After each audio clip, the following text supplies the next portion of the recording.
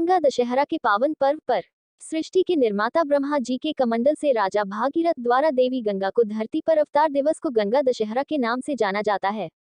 पृथ्वी पर अवतार से पहले गंगा नदी स्वर्ग का हिस्सा थी।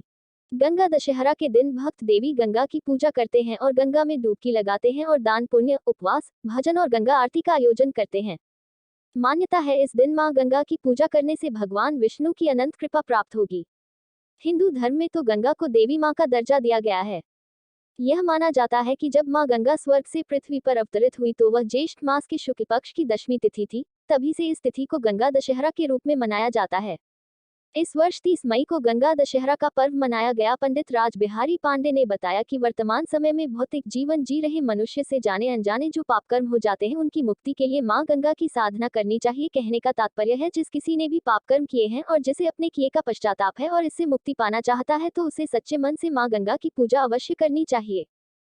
हमारा परिचय राज बिहारी पांडे हमारा नाम है। गुरुजी आज क्या है, किस प्रकार का स्नान ध्यान हो रहा है? ये जेठ दशमी है और गंगा भी दशहरा है। बहुत दिनों से परंपरा ही सारे विश्व में ये चली आ रही है। और आज के दिन गुरुजी स्नान ध्यान करने से क्या पुण्य मिलता है? ये पुण्य स्नान ध्यान ये धर्म पुण्य करने से सुहागिन अधिक पत्नी पति के समक्ष में करती हैं कि हमारा कल्याण हो, हमारा परिवार सुखमय हो और भगवान का पूजन लोग करते हैं। और काशी नगरी में सनातन धर्म से ही चला आ रहा है यह परंपरा। भगवान का आशीर्वाद माँ गंगा का लेकर महादेव देवी देवताओं का मंगल हो। गंगा का स्नान करने के बाद देवी देवता का दर्शन करके ब्राह्मण को दक्षिणा देते हैं लोग और इसे पुण्य प्राप्त होता है और आशीर्वाद हम लोग देते हैं। देवी देवता के आशीर्वाद देकर ही मंगल हो जाता है। धीरे धीरे सब जगह कहीं ना कहीं तथाकथित रूप से भौतिकता में चला जा रहा है। मॉडर्न लोग आकर के यहाँ राज कर रहे हैं। तो क्या कहना चाहते हैं कि जो गंगा की प्राचीनता थी वो कहीं ना कहीं इन लोगों की वजह से डिस्टर्बेंस भी होती है? नहीं, देखिए सनातन धर्म रघुकुल रीति सदा चली आई, प्राण जाहि बहु वचन न जाई। ये सनातन धर्म राजा हरिश्चंद्र हुए, प्राण भले चला गया मगर वचन खाली नहीं गया। प्राण रघुकुल रीति सदा चली आई। रीति सभी से सनातन धर्म से चली आ रही रीति। सनातन धर्म से महादेव का पूजन इत्यादि देवी देवता का पूजन ब्राह्मण करते हैं, इससे मंगल होता है और मंगल ही अवश्य होता है। मंगल भगवान की कृपा से और माँ गंगा की कृपा से कार्य ही सफल हो जाता है। महोदय जी अपना परिचय दें। मैं सुरेश कुमार उर्फ गुड्डू पटेल, पार्षद वार्ड सुसवाई। पार्षद जी अगर देखा जाए तो काशी की सबसे प्राचीन धरोहर गंगा जी का अवतरण है, गंगा दशहरा, तो क्या कहना चाहेंगे? सर्वप्रथम तो गंगा दशहरा की मैं अपने सभी काशीवासियों और देशवासियों और अपने वार्ड के सभी निवासियों को ढेर सारी शुभकामनाएं और बधाई देना चाहता हूं। और जैसा कि आप जानते हैं कि हम लोगों के लिए गंगा जो है माँ है, हम लोग कहते हैं माँ गंगा।